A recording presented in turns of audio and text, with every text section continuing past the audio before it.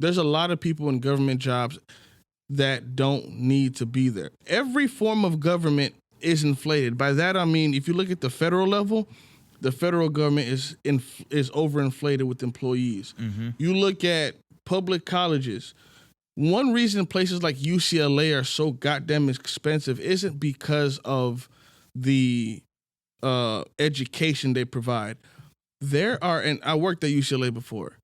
You know how many goddamn administrators there are? Like, forget the feds right now. You can look at a microcosm of just certain universities and why they cost so much. For every department, you have 1,000 different departments. There's a VP.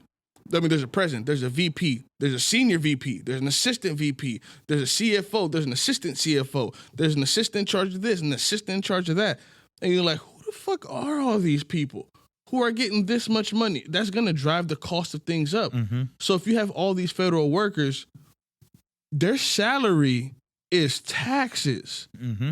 So if we have an overinflated government, that's more tax money going to the feds, just like every year. Instead of going to like the roads or things that matter, like public infrastructure. Like people, like I remember a few years ago, they voted to give federal employees a raise. I don't know if you guys realize what that meant. They just voted to pay themselves more with your tax money. Mm-hmm. And the more of them there are, the more tax dollars go there. And I try to avoid talking a lot about politics simply because a lot of people are not versed in politics. I don't feel like most people should vote. 18, 25, whatever. I feel like most people should not be voting. We are way too emotional. Voting is too important to leave to everybody. Saying every man had the right to vote was cool in the 1700s when there were 13 colonies and the average lifespan was 36. So at 18 years old, you were a middle-aged man. I want you to think about that. Because I looked it up. The year where the voting age was set to 18, that same year, if you track the average lifespan of a man, it was 36 years old. 18 years old was a middle-aged man. You probably stopped school at like 12. You probably were married by 15 and had kids by 20.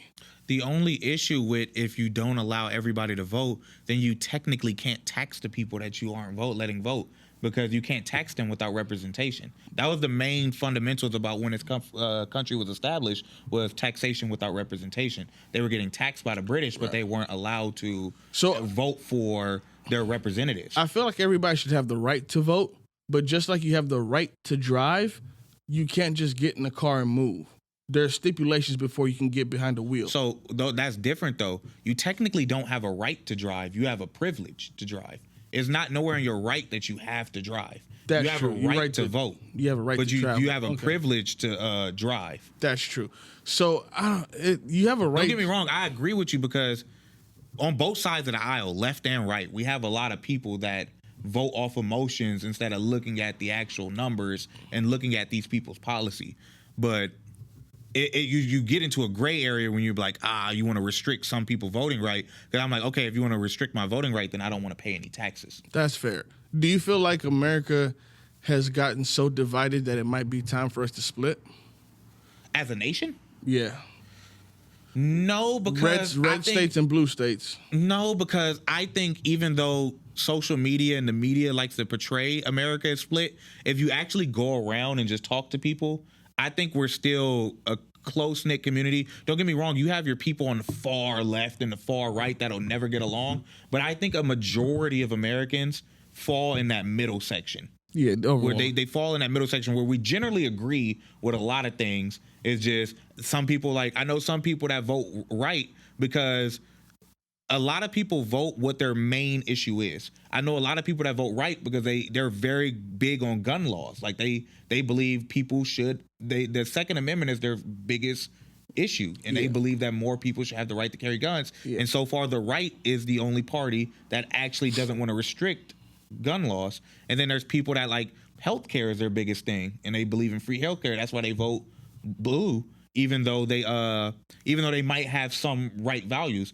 And what I notice what a lot of black people do, a lot of black people have conservative values, but certain things that they believe are like their top priority fall within the left, so that's why they vote blue. But what do you think is their top priority that falls blue?